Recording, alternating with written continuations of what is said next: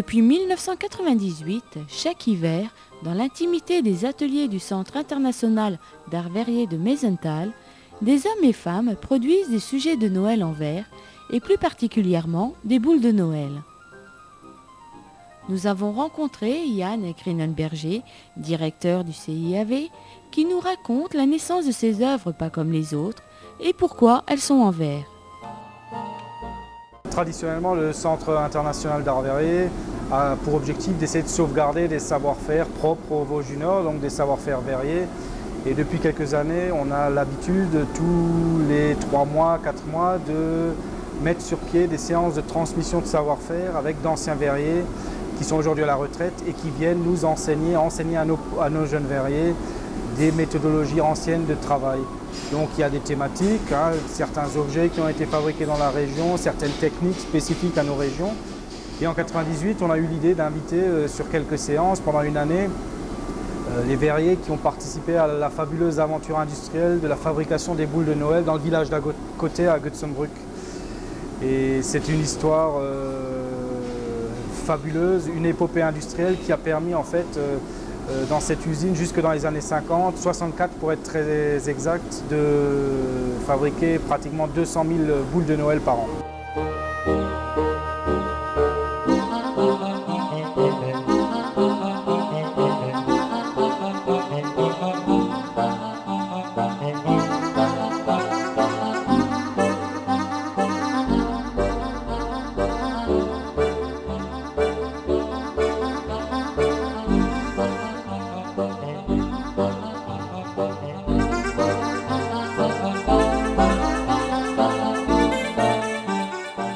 On est parti sur la base des anciennes boules fabriquées à Götzenbrück, donc avec nos amis du musée qui ont répertorié un peu les modèles. Donc là par exemple, ça c'est une petite boule qui était réputée incassable à l'époque, mais aujourd'hui ça vaudrait trop cher que je vous fasse l'expérimentation. Donc à partir de là, on a soufflé les boules avec les anciens verriers, mais on a aussi fait intervenir d'anciens chimistes, parce que la méthode d'argenture à l'intérieur de cette boule incolore est une méthodologie dont les secrets étaient bien gardés et qui ont été empruntés aux miroitiers de l'époque. Donc en fait, ça, ce n'est rien qu'une boule incolore, translucide, à l'intérieur duquel on a fait mijoter un savant mélange à base de chlorure d'argent qui rend cette boule semblable à un miroir rond. Et donc en 1998, on a repris, on va dire expérimentalement bien sûr, la fabrication d'une petite centaine de ces boules pour, dans l'objectif très simple, de sauvegarder le savoir-faire, de prendre des notes, de filmer les séances de transmission et d'avoir quelque part une trace de ces savoir-faire. Et en 1998, les quelques rares personnes qui avaient eu l'occasion d'assister à ces séances qui étaient un peu réalisées dans l'intimité ont tout de suite dit que ce serait vraiment sympathique de remettre sur le marché quelques boules parce que ça rappelle tellement de bonnes choses aux anciens de la région et c'est que connoté très positivement.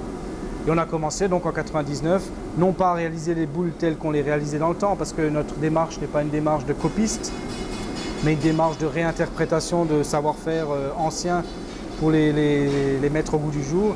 Et c'est là qu'on a fait intervenir des designers, des créateurs contemporains, qui ont commencé par exemple à décliner la gamme dite aujourd'hui classique, qui sont 5 couleurs de boules sans qu'elles soient argentées. La couleur est dans le vert. Ensuite, on a retrouvé un ancien moule des années 30 de Götzenbrück qui faisait des objets plus figuratifs, là en l'occurrence des pommes de pin. Alors le pomme de pin dans le temps, tout comme les boules, se présentait de la manière incolore et argentée. Nous, on a fait une recherche technique sur les attaches en verre et sur des nouvelles couleurs. Et puis à partir de l'an 2000, on a vraiment senti une envie de la population locale d'abord, mais après régionale, même internationale, de vouloir s'approprier ces objets, d'avoir une petite part de magie chez eux à la maison, qu'on s'est dit, bon, on va faire une petite série post-industrielle de 10 000 sujets de Noël par an pour faire plaisir aux gens, mais aussi notre intérêt, c'est que ça devienne un terrain de jeu pour des créateurs contemporains. Faire des boules pour faire des boules n'a aucun intérêt pour nous. Par contre, se dire que cette ancienne technique puisse être réinterprétée au quotidien par des designers qui vont relire ces anciennes méthodologies de travail pour en faire des objets qui collent à l'esthétisme d'aujourd'hui, ça nous semblait intéressant. C'est pour ça que sont nées ensuite donc, des boules vénitiennes, côtes vénitiennes, avec une technique particulière qui vient de Venise. Hein. Ensuite, on a les boules sablées, donc, qui sont décorées par la méthode du sablage. Ensuite, on a des boules plus contemporaines comme la goutte ou comme les octaves, qui sont des objets un peu plus scintillants et mélodieux. Bon, cette année, nous avons travaillé sur un ancien objet aussi que l'on l'a retrouvé par hasard dans un grenier, donc qui date d'avant la Première Guerre mondiale et qui était produit à Götzenbrück, donc le raisin. Pareil, notre objectif n'étant pas de copier cet objet, on a fait un travail de recherche chromatique sur les couleurs et on a créé donc là en l'occurrence le raisin en 3-4 couleurs un peu plus on va dire contemporaines. Après le lancement du raisin, qui est une reprise d'une pièce historique, un créateur parisien qui est originaire de Metz, de Bouzonville même je crois, Michel Paysan, et qui habite et travaille à Paris, m'a dessiné et créé pour nous la Diva. Donc c'est une boule aux formes contemporaines qui, je l'espère, aura une aussi belle vie que ses petites sœurs. Cette année, elle sera produite en série expérimentale dans un moule en bois, on va dire 150-200 sujets. Mais si elle a un impact sympathique et positif auprès du public, elle rejoindra certainement ses consoeurs dans les collections permanentes de Noël du Centre international d'art verrier.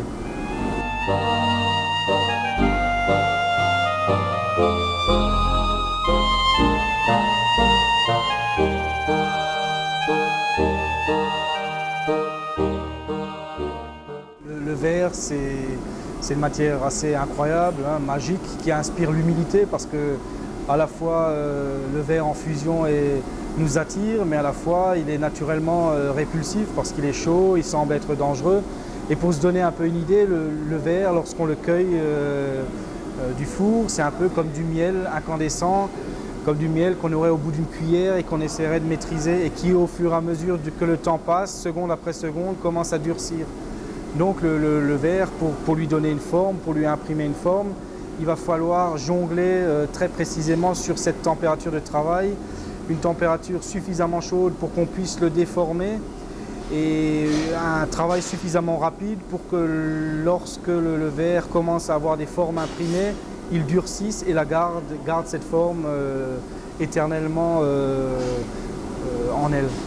Donc par exemple les boules de Noël, on va dire que techniquement il y a quelques petits secrets de fabrication qui ne sont pas des choses très, très compliquées, mais qui demandent néanmoins, comme tout verrier, une dextérité et un savoir-faire bien particulier.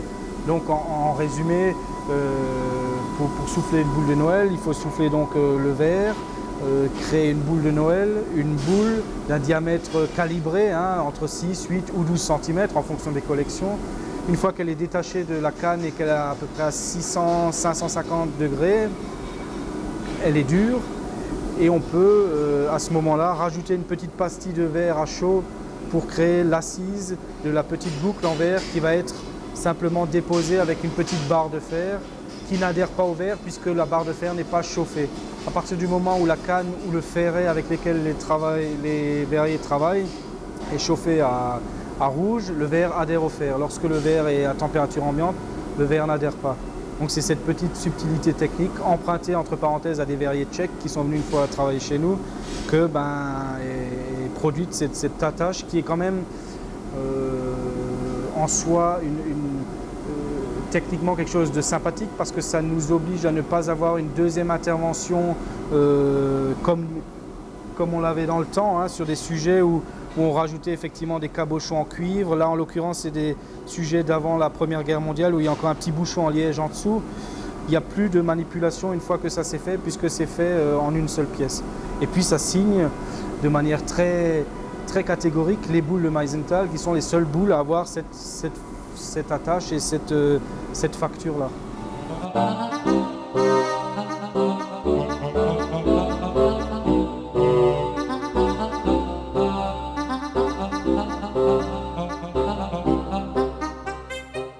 Le verre, c'est à 80% du sable qui est chauffé à 1400 degrés.